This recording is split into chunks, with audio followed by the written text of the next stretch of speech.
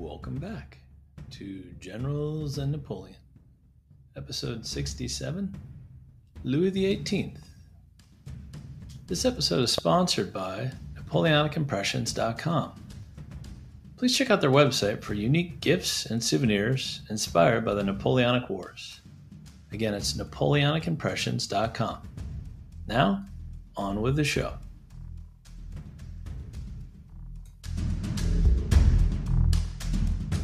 Joined once again by a very, very, very, very special guest, Emmanuel Dubois of the Fayette We Are Here podcast. Hello, Emmanuel. Good evening, John. Thanks for joining me. You're most welcome.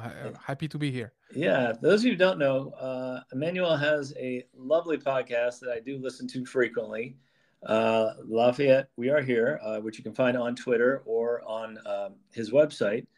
And could you kind of give us a quick sketch of what the podcast is about again? Sure. So my motto is a French history podcast by a Frenchman. So my goal is to talk about French history, pretty much any subject, and through a French perspective. So for example, my last episode was on New France, the Nouvelle France, so the French colonization of North America, and to talk about the importance of it and through French eyes, not through the British point of view, for example, which is the point of view Americans often get when they talk about French history. So I try to bring this. I did episodes on any period from Charlemagne to, of course, Napoleon. I could not miss that guy. And I did Charles de Gaulle. I did French Indochina. Any subject is appropriate, any time period. And of course, you get a bonus with me. You get French names and places pronounced properly. Right. For those of my listeners who've heard me pronounce French names or places, sometimes I screw those up. So I'm glad Emmanuel's That's fine. You do a good job. Thank you, my friend. Thank you.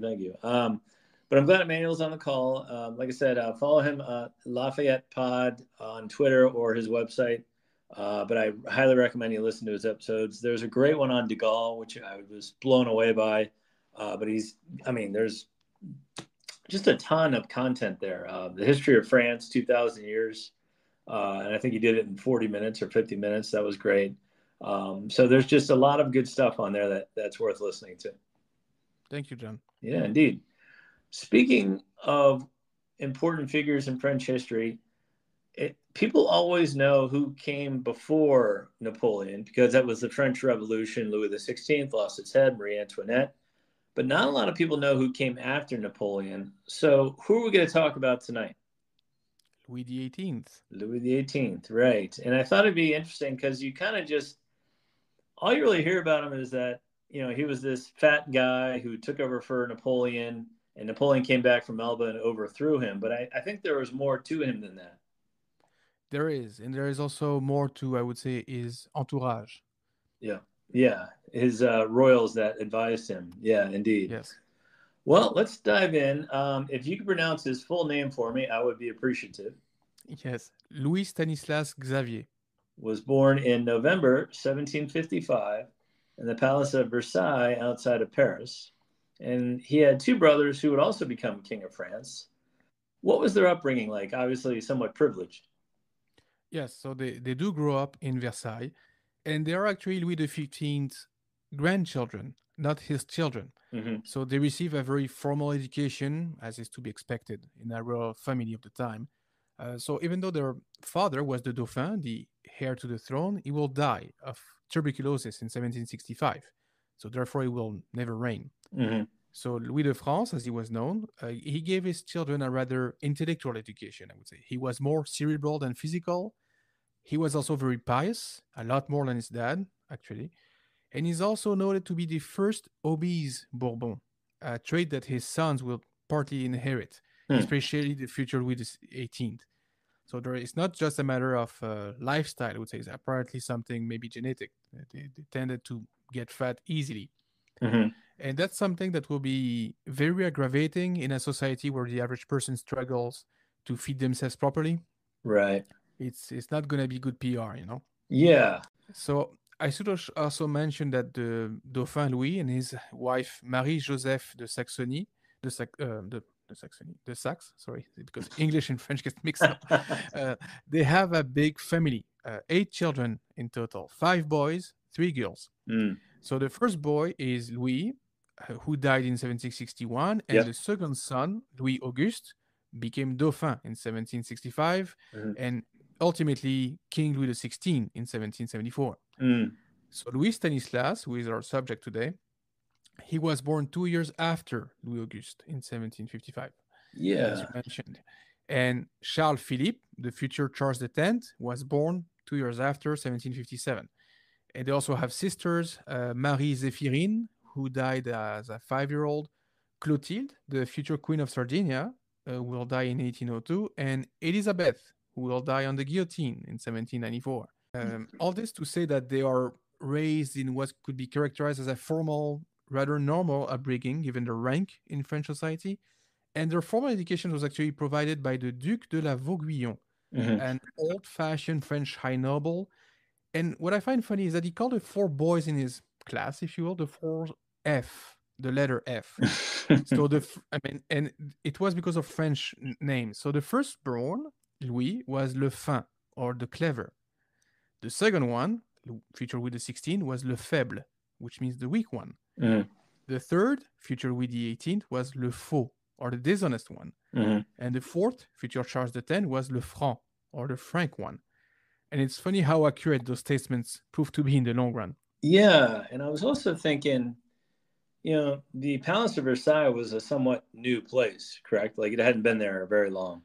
At this time, it's fairly new, yes. Yeah, so I wonder, like, them being raised out there away from Paris, if that was the best thing or probably the worst thing, because they weren't really in touch with the everyday people. They were just surrounded by, other aristocrats, correct?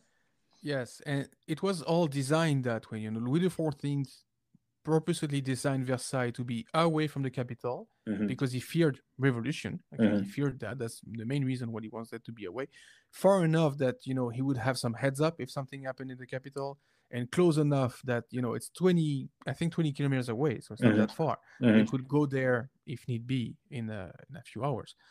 But it's also true that as time went on, the French royal family was more and more disconnected from their people. Right. Because, this system, when you have this, you have to understand that at the time, it's an absolute monarchy. That means that in theory, the king has absolute power, and also he is ordained by God. So he does not answer to the French people. He answers to God. To him, there's God, there's him, and then there's everybody else. So he is above everybody else just by his birthright. And that is one of the big issues that the French people will have in 1789. And we'll get to that. We're not quite there yet. However, in 1771, the future Louis XVIII marries Princess Maria of Savoy. Oddly enough, the obese Louis found his wife repulsive, as it was an arranged marriage. His wife allegedly had poor personal hygiene. She never brushed her teeth or used any perfume, and the marriage remained childless. Louis had some poor diet choices and lack of exercise. We were talking about him being overweight earlier. Do you think this caused problems over the course of his reign? So I think it caused him to suffer publicly rather than privately, at least until he was a bit older. So from what I've read, he actually very much respected his wife, even though he preferred the physical company of other women. And it's far from an ideal situation, and certainly one that should be criticized. But it was far from uncommon for a prince to have mistresses and not to be faithful to their wives. It's a sad truth, but it is the truth. That said, his overweight did grow worse with age, and it was definitely a problem. As I mentioned, the average Frenchman of the day struggled to get proper meals. So being obese was unheard of in the third estate. You didn't have any obese peasants. That just did not happen, or it was extremely rare. Right. And also you have to remember that the kings, they were supposed to be the guardians of the kingdom. So they consider themselves to be ordained by God, as I said. And a descendant of a line of warriors. And indeed, many of their predecessors had been warrior kings. Even Louis XIV was sometimes a bit too close to the battlefield. and his brother Philippe was one of the best swordsmen in France during his lifetime. Mm-hmm. So these later Bourbons, they certainly broke that image of strong kings who could defend the realm against its foes. So it didn't help during the revolution and afterwards, especially when Napoleon came along. I mean, Right. Napoleon was the complete opposite of the, Right. Well, uh, he was and young and vigorous, well, at least till his later years. But yeah, Napoleon was this young, active guy. yeah, and so were his marshals and his generals. I mean, those men were willing to work and to bleed for their country in a manner that the kings and princes would not do anymore. Mm-hmm. So, in modern term, it's a huge PR win for Bonaparte and Mm-hmm. company versus the Bourbon. Yeah, that's a great point. However, in 1774, 3 years after his marriage, Louis XV dies of smallpox. Do you think either one of the brothers was adequately prepared to be king? Like, I know Louis XVI, they often complain he was too timid to be king. What do you think on that? Well, I think that Louis XVI was ready in terms of education, certainly, because his father died when he was 9 years old. Mm-hmm. Uh, sorry, he died when 9 years before that, and he'd been Dauphin. He was next in line. Right. He was young. He was in good health, so there was no reason to doubt he would be king and probably for a long time. So the problem is, he would rather be elsewhere. He was not a stupid man, but he Yeah. did not have a strong enough character to be king, especially not an absolute monarch. He was a bit gullible, and indeed, you could say he was weak, but he was in a system that was an Mm-hmm. inferno. He could have been great in many other situations, given the formal and thorough education he received. But he was also known to be very precise, very meticulous. But ruling over France, especially in this time period, it was just too much for the man. It was an ordeal, honestly. Yeah. And him or Louis XVIII, I don't think any man could have done really much better than them. Maybe a bit better, but in the long term, it was going to crash anyway. Yeah. Well, we'll get to this, but I wouldn't want to be Louis XVIII following Napoleon. That'd be like following the Beatles at a concert. Yeah, it's there's no way tough, you could do well in that role. very tough act to follow. Yeah, indeed. Well, Louis Stanislaus, who we'll just call the future Louis XVIII, slid farther down the succession ladder after Louis XVI had a son with his wife Marie Antoinette in 1785. I think it's kind of incredible that Louis XVIII actually became king, because he probably was thinking at that point, all right, well, Louis XVI has my brother as a kid. There's no way I'm going to be king at any point. Well, it's our circumstances, but it's not rare in lines of succession. Mm-hmm. French monarchs were often of elder sons of kings, but not always. Some were grandsons, great grandsons, or even cousins. Mm-hmm. François Ier, Francis I, was a cousin. Mm-hmm. Henry IV, the first Bourbon king, was not Henry III's son. He was also a relative. Mm-hmm. So it's not that incredible. It's just a matter of circumstances.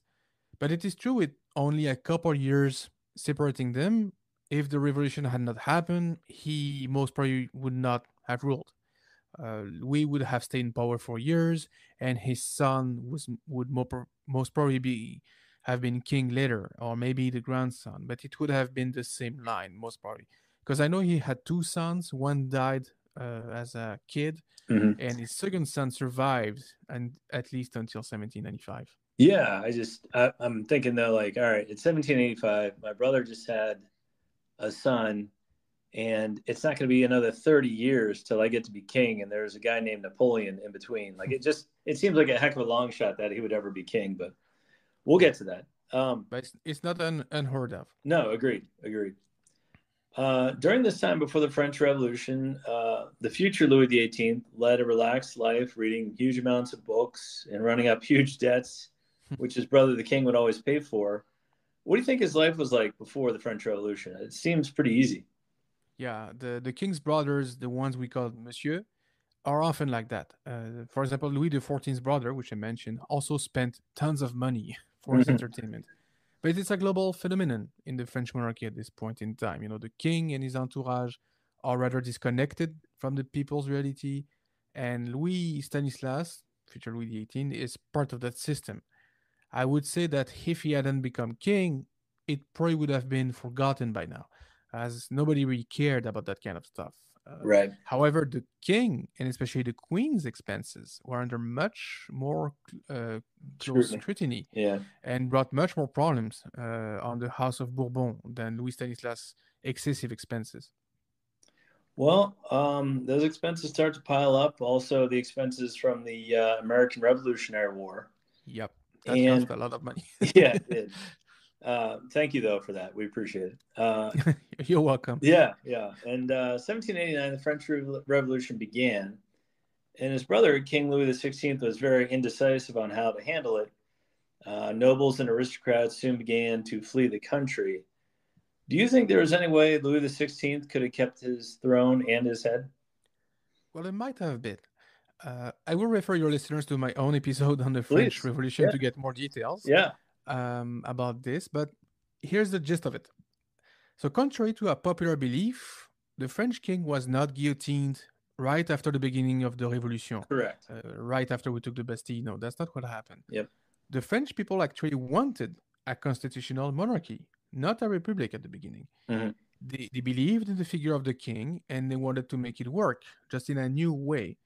Don't forget, this is a very old country. They've had kings for almost a millennia by then. I mean, Mm-hmm. for a millennia by then. And the Capetians, which the Bourbons are, you could say, descendants from, they've been around since the 8th century. So we're talking almost 1,000 years with the same monarchy in place, which is, you don't normally throw that away in a day. Right, right. So they want to make it work. The problem is that Louis XVI failed to make it work, and so did the convention, the French government at the time. So between 1789 and 1791, that relation between the French government and the king grows worse and worse, and the king has contacts with French immigrants and nobles who want to counter the revolution, they want to unmake it. So all this leads to the king attempting to flee France on June 20th, 1791, the famous flight to Varennes. Varennes, yeah. But he is recognized on the road and arrested at Varennes. He was not heading for Varennes, he was just passing through, and that's where he got arrested, and hence the name. So he's brought back to Paris on June 25th, and then it will just go worse and worse for him.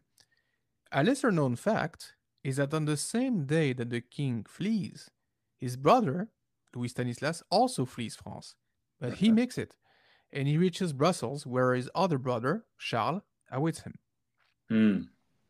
So that won't be the first time he flees to Belgium. Yeah. No. I think he got a free pass for the second time. Frequent flyer, yeah. Exactly. But in 1792, the new French government declared that all emigres are traitors and that their property will be confiscated. So where does Louis go the next couple decades? I know he's in England at some point. Yeah, so he goes pretty much anywhere. So he went to several places. He was trying at some point to mount an army to take back France from these darn revolutionaries, but he never made it. He first went to the Low Countries, but over the next few years he will go to Verona in Italy, Dillingen in Germany, Warsaw in Poland, and other places during the Directorate and the Consulate period. Basically anywhere a government or some powerful nobles could help him out.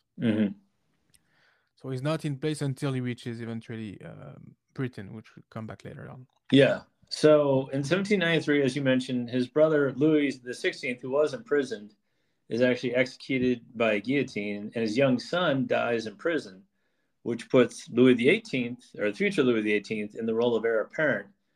But he would have to wait a very long time before he got to sit on his throne, correct? Yes.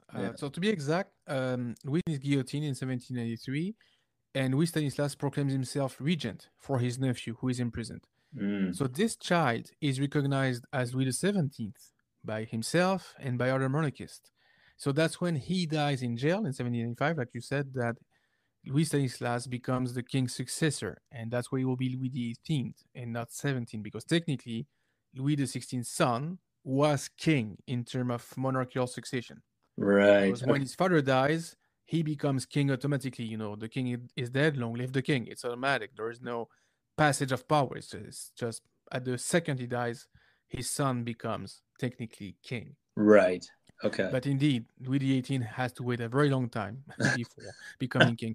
And it's the same logic, just a parenthesis, why Louis Napoleon Bonaparte will be Napoleon III. It's because technically in the Bonaparte succession line, Napoleon's son is Napoleon II, even Correct. though he never actually reigned. Right. Right. Yeah. And Napoleon the Third was his nephew, but still, yeah, Yeah. he uses the name Napoleon. Yeah. And he recognized that line of succession. He Yes. did it for political purposes, of course, but still, that's why he's the third and not the second. Okay. Well, 7 years later, I guess Louis XVIII is sick of waiting to get his throne, and he initiates a letter writing correspondence with First Consul Napoleon and asks him to restore the Bourbons to the throne. This is the first time, and not the last time, Louis would underestimate Napoleon and his ambition, isn't it? Yes, but I think in 1800, the whole of Europe underestimated Napoleon Yeah. during his first few years in power, at least until Austerlitz. I think they got the message at that moment. Um, being a successful general is one thing. Running a country, especially one that underwent a major revolution and years of warfare, is another. So Yeah. the Consulate period, uh, nevertheless, proved to be a small golden age for France. Really, it's mostly peaceful, and the profound reforms and improvements spearheaded by Napoleon make France a very modern country at that time. And France, as it is today, owes a lot to the Consulate period. But people like Louis Stanislas, they see Napoleon as a grunt who got lucky, Right. not as the bright man that he is. So yes, he tries to establish links with Napoleon and he tries to convince him to put the monarchy back in place. So Yeah. the idea is basically to reverse the clock to 1791 to have a constitutional monarchy. Well, I think you bring up a great point there. A lot of the marshals, Napoleon's marshals, were very good generals. Massena was a good general, but that doesn't mean he was a good administrator. Conversely, I think Marshal Marmont was a good administrator, but he wasn't a very good general. So, Davout and maybe Suchet, it's hard to be good at both things. Yeah, there are very different things. And the problem is that men that are good in one tend to think they would be good in the other, but often fail dramatically. Right. Bonaparte was one of the few that could master both. I mean, as we all know, he went a bit overboard as the years went on, but Yeah. he certainly had the intellect for it. He had the talent for it. Just he could not tame his ambition. He never really considers doing what Louis asked of him, but he entertains the idea in a correspondence, with Louis Stanislas. I think he was playing with him, or was maybe tasting the waters to know what was going on outside of France. The monarchy, the royal circles. Wanted to know Yeah. what was going on. He was a clever politician, which Louis Stanislas was not, at least not at this point. And the two men, I mean, they were just not on the same level, Yeah. at least in 1800. I would say that Louis XVIII did learn some politics after, I would say, 1814, a bit before, but not at this time period. He still think that he should rule. And remember, we're talking about Napoleon at the beginning of his reign, before he's even emperor. Right. So that's when he's actually taking over France and solidifying his position. He's shrewd, determined, very bright, and very well advised. Louis is none of those things. Yeah. And I think he did not acknowledge the, how can I put it, the irreversible character of the French Revolution. But we'll Right. circle back to that. Right. Yeah, we will come back to that. But yeah, you wonder, like, he's taking up residence in England.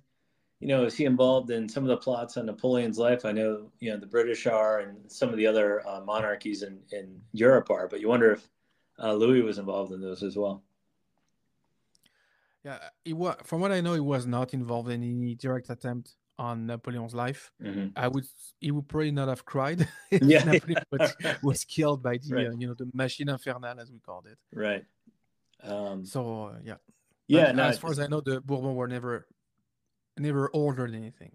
Yeah, and we'll jump ahead to March 1814, where the Allies finally conquered Paris.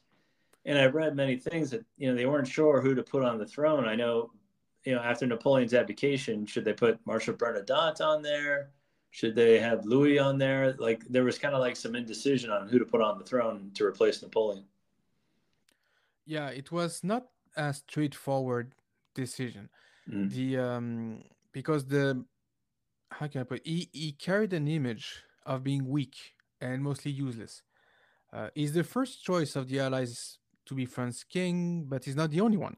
Some considered Napoleon's son, the quote King of Rome. Yep. Some thought of Eugène de Beauharnais. Actually, they thought he would make a nice ruler. Prince Eugene. Yeah, but Talleyrand, he pushed for Louis XVIII. He wanted two things. He wanted continuity and he wanted control. Right. So yeah, having Louis XVIII would calm down other monarchies, being the legitimate king in their views, but he would be also widely dependent on his councillors. And Talleyrand, he really wanted that.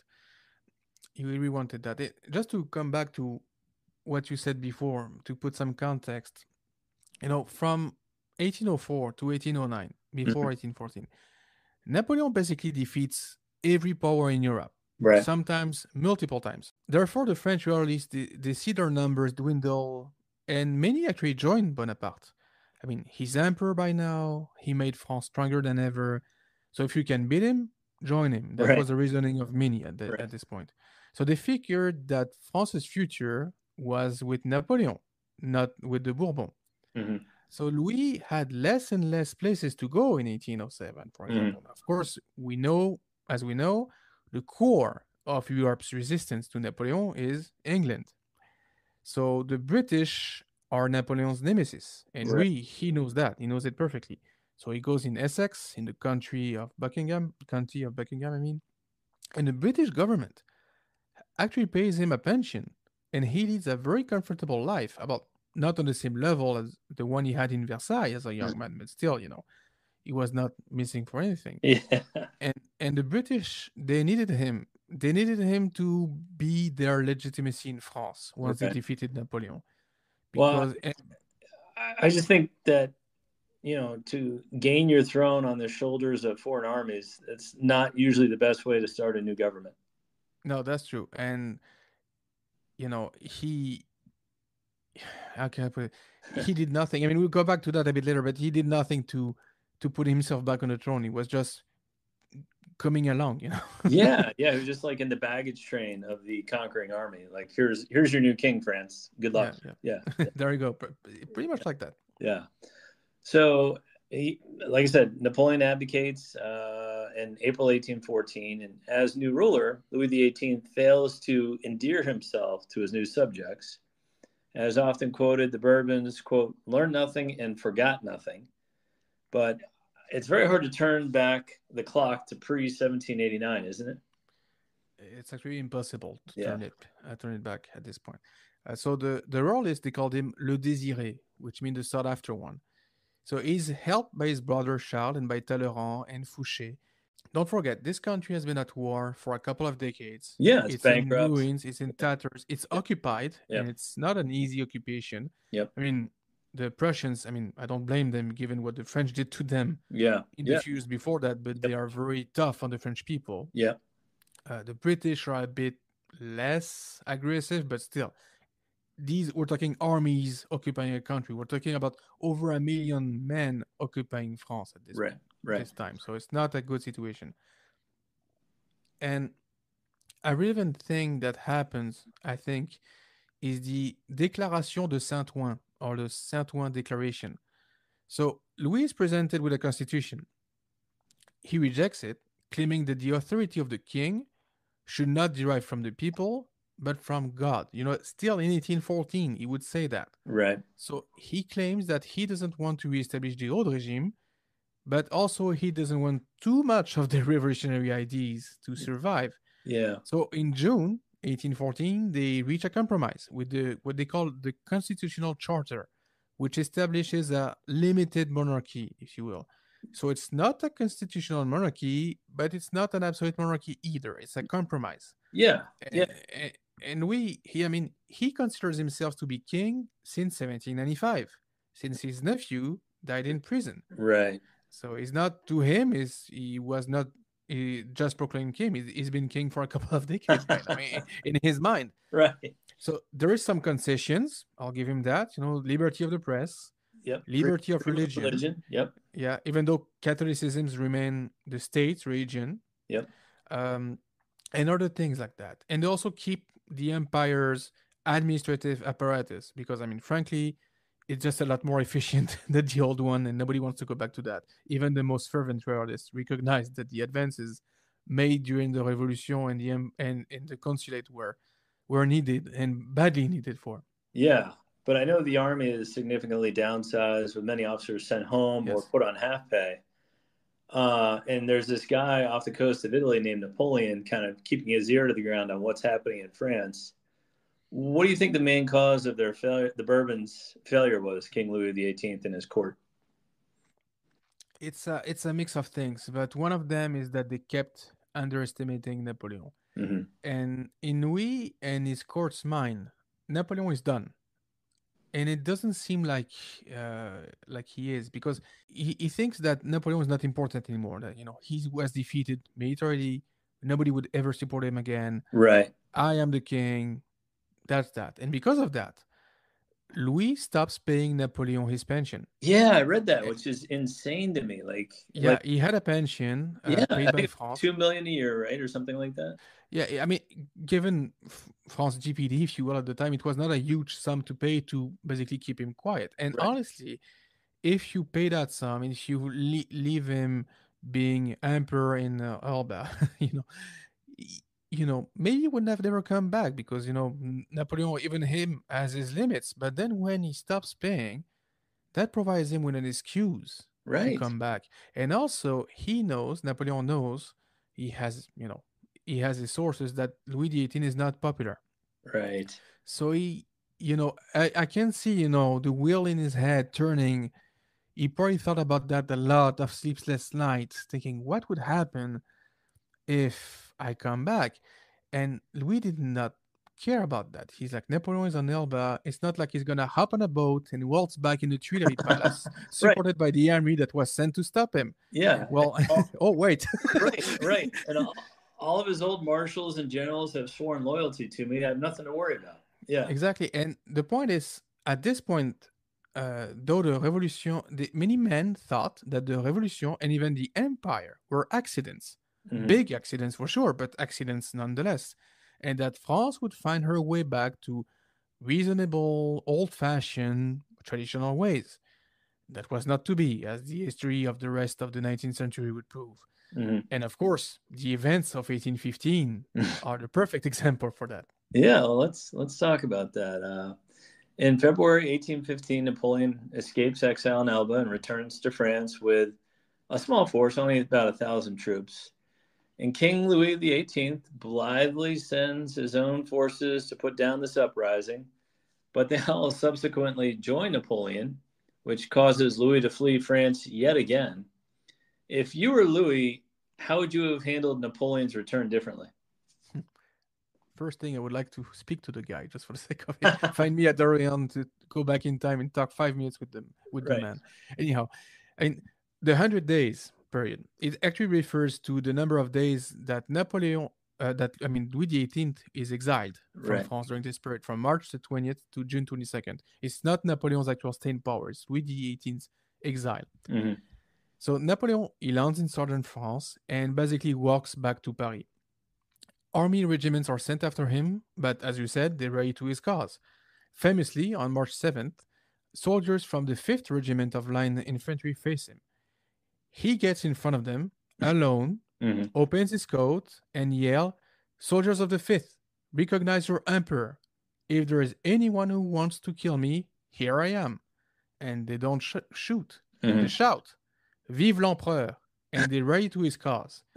And pretty much the entire army does the same, as do most of the generals and the marshals. Mm-hmm. So, in front of that, Louis XVIII flees during the night of the 20th of March, and Napoleon enters the Tuileries Palace, which was a seat of the French government, or at least the French monarch, the next day. So, would have I done things differently? I don't know. I mean, he did the logical thing. He sent the army to capture him. What he did not understand was that the soldiers' royalty, he did not understand how it worked, Right. and he did not understand Napoleon's aura either. Right. Napoleon was a warrior for all his faults and mistakes, and he made many of them. Right. He was like a warrior king, if you will. Right. And that brings tremendous power. Hmm. Louis was a weakling in comparison. He hadn't achieved anything, and Mm. the French soldiers, they were very much aware of that. So Yeah. at that moment, when they had to choose, they chose the emperor because once he had the army on his side, Napoleon was able to take back France without firing a shot. Yeah. So that's impressive. And also, I think the army was defeated in 1814. It was humiliated, even though, given the forces against them, Yeah. it's not like they gave them a very, they Good did chance. not surrender easy. Yeah. Yeah. But yet, they're still soldiers, so they want a chance to fight back, Right. and they knew that Napoleon could bring them that chance, and that we would not. Right. Well, after the 100-day period and Napoleon's downfall at Waterloo, Louis returns to the throne, and the Bourbons initiate a white terror to purge officers and officials who proclaim their loyalty to Louis but promptly switch sides to Napoleon. Do you think this was a necessary evil? Well, the royalists, they were out for blood. Uh, Marshal Ney I certainly know. fell Like, victim to that. if I'm a That's soldier, like even if I'm Marshal Ney, like you fled the country, so I lied. I aligned myself with who was running the country. It was Napoleon. How can you accuse me of treason? You left. It's just weird to me. Yeah, it is. But revenge is not logical. Yeah, it's true. Um, you know, Marshal Brune was also assassinated. General Ramel was assassinated. Hmm. The ultra realists had won. I mean, we have elections in France in 1815 in August, and the ultra realists win that election. And Louis is actually wary of them. He doesn't choose those guys, the ultras as they were called. Hmm. He knows he needs their support, and he doesn't do much to intervene or stop them. But he knows, and this caution will just grow with time. In 1815, he still likes them, if you want. Like, he called them the chambre introuvable, or the infindable cabinet, because he couldn't have found a better man to win the election. They Right. were ultras. They wanted the Bourbon over anything. They wanted the king, the king, the king, and the king. So the government policy at this point is basically to find and exterminate the revolutionaries, and they have a very broad definition of what a revolutionary is or a Bonapartist is. If you had on yourself any sign that you supported the emperor, you could be killed on the spot. You could be arrested. Right. If you would say "Vive l'empereur" in the street, you would end up in jail and maybe worse. Hmm. So you have people uh, will find generals or other leaders like Brune, Ramel, and will just kill them, mob killing people. Right. And then you have, quote unquote, the legal white terror, with people being judged and executed in record time, Yeah. just like in the days of Robespierre. Yeah. So for people that condemned the revolutionaries, they certainly embraced some of their ways. Right. So I don't think it was a necessary evil. Just like the terror, I mean, the terror in 1793, the known terror, 1793-94, with Robespierre having the guillotine run hundreds and even thousands of times in a couple of years, it was a radicalization, Hmm. a loss of control, an outgrowth of the revolution that was becoming bigger than anyone had expected. Right. It's an horrible and shameful period in French history, but it was not premeditated. The White Terror of 1815 was vengeance, pure and simple. Right. So the king and his cronies, That's a good they point. wanted to they wanted to see the revolutionaries' blood flow in French cities after all these years of violence. And in the end, it was absolutely useless. Yeah. The revolutionaries had no way to topple the restored monarchy. They were not even trying. So they were killed, and life went on in the French monarchy. Yeah. Well, let's talk about Louis's reign after 1815. I've read that he stepped back from everyday politics and kind of allowed his ministers and councils to handle most of that. But he maintained a centrist position throughout his life. He didn't want to be, like you said, an ultra royal. What was, I guess France was just looking for peace at that point. What was his reign like? Yes, so exactly. You said right. He feared that if the ultra royalists were too powerful, it would divide the country, it would risk a civil war, and maybe even another revolution in the long term. So during his last years, when he actually exercised some power, he did understand that if you oppress a people too strongly and for too long, you will eventually pay the price. Mm-hmm. So he put some space between himself and the government, and he favored a, you could say, conciliatory policy. Mm-hmm. So, and he has to deal, as I said, with the occupation of the country. So in 1818, with the Treaty of Arran, or Aix-la-Chapelle in French, the Allies leave France, and she's restored as a major and sovereign power. Mm-hmm. So from then on, his government will work to address the country's dire economical situation after decades of almost continuous warfare. Yeah. And we will try to maintain that equilibrium. He won't, he doesn't want the boat to topple. He Yeah. wants to keep France afloat. He doesn't want to make too much noise. As you said, he's more centrist than anything at this point. Yeah. But also the prime is that the king's health also made him incapable of governing and fighting all the ultras in his last years. And it was made worse that they were supported by the Comte d'Artois, and the Comte d'Artois is the king's brother, Charles, the Sure. future Charles X. Well, I do like that he was a bit more lenient with the marshals. I think Marshal Soult was allowed to return after 1819.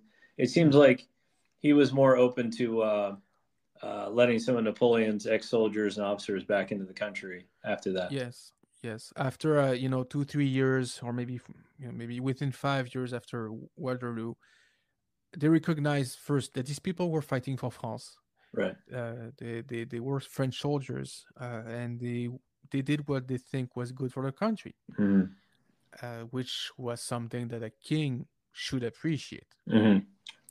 And also, as you said, at this point, he wanted peace and continuity and stability. He doesn't want to open old wounds yet again. Right. Well, he only gets to really reign for, less than a decade, 9 years. He passes in 1824, having long suffered from obesity, gout, and gangrene. What do you think Louis XVIII's legacy is? It's such a weird reign as king. It's probably there's never been anything quite like it. No, it's a very strange life. And, he was nicknamed Cochon 18, which means pig 18. And also Le Roi Fauteuil, which means the chair king, because he could not move given his very poor health. Yeah. So even though he wasn't that old, he died at 68. Even the symbols failed him. He was not crowned in Reims like all the French monarchs before him, Mm-hmm. but his brother Charles X will do it though. So he never completely governed, I would say. He was manipulated either by Talleyrand, Fouché, or his own brother. Yeah. And he thought he was putting them in charge, but in fact, they were taking advantage of him. Not Right. always, but often. Mm-hmm. Charles was more cruel than Louis, but he was also, I would say, I think, smarter. And Louis' legacy, poor guy, is that he represents everything wrong with the monarchy. Mm-hmm. Imagine, I'm caricaturing here, but that's the idea we have of him. A useless, obese, sick, and wretched man who considers himself to be above the people he rules just because he was born grandson of a king. Right. It's everything you could despise about a monarchy. To this day, Louis XVIII is made fun of in French movies and novels. Victor Hugo, for example, made fun of him repeatedly, including in Les Miserables when he talks Yeah. about him. He unlike his brother Charles, he never had a revolution top. Well, I guess Napoleon, but after that, he never had a revolution topple him. So No, for all his faults, as he was a moderate in his heart, I don't think he was not an extremist. no, That's for yeah, sure, and he did not sought confrontation. Charles was Charles was a pure reactionary in the pure sense of the word. He wanted to go back in 1789. mm-hmm. He wanted. That's what in 1830. That's where he will go down. Remove the liberty of the press and other things like that. That's he had it coming. Right. And for Louis, just also something that is not easy for his legacy is that he represents the victory of the Allies, the victory of the reactionary forces in Europe Yeah. against the French revolutionaries. So even though he did nothing to actually help that victory come about, Yeah. he took advantage of it and he became king. And he ruled for almost 10 years. And also, something that I find interesting with this character is that I think he represents France's own schizophrenia. The French, they want a democracy, they want freedom, they want revolutionary ideals, but they also crave a strong figure of government and they respect authority deeply. It's very paradoxical and a part of the French character, especially since the Revolution. So Louis, in a way, is a prime example of that. Even though, sadly for him, nobody really wanted him on the throne. Yeah, that's a good point. That's a good You know, the royalists, they supported him because of his birthright and because they knew that they could maneuver him. The revolutionaries, they despised him because everything he stood for. I mean, poor man, really. I don't envy his life, and I certainly don't envy his legacy. Yeah. Well, I think that's a good way to wrap up on Louis. Just an interesting life. Like I said, unlike any other king probably in French history, Louis XVIII. But that was fantastic, my friend. You're most welcome. And he's certainly someone that we should know more about. He's often ignored, just mentioned. You know, he's the king of the restoration, and that's about it. Yeah. And, you know, most of his faults were not his fault in the sense that just the system he was born in. And maybe in other circumstances, he could have been a great man. We'll never know. Yeah. And in fairness to him, I mean, let's say Charles took over, or even Marshal Bernadotte. I don't know if any of those other two would have done any better. Like, you know, they still are coming in on the shoulders of foreign powers. So they yes. any of those would have been despised by the French people and French soldiers. Yeah, becoming French ruler in 1814 or 15, whoever you are, is probably the worst job you could get in Europe anyway. That's a can't win job right there. Yeah, no, sure. There you go. Well, I thank you for that, my friend. Again, Emmanuel's podcast, which I love, I recommend. Lafayette, we are here. Lafayette Pod on Twitter. Check out the website. Where else can they find you? So you can go on LafayettePodcast.com to find the actual website, or any, you know, Apple Podcast, Spotify, Google Podcast, what have you. You just type Lafayette, we're here, where you'll find me. I'm also present on social media, as you said, on Twitter, but on pretty much anywhere, you know, Blue Sky, Mastodon, Meta, what have you. Oh, yeah. I have a presence. You can find me easily. Yeah. Thank you for the Blue Sky invite. That was nice. Yeah, you're welcome. Yeah, I think it has a good future. Yeah, no, I'm enjoying it so far. But I thank you for coming on the show, and we will talk soon. Merci, John.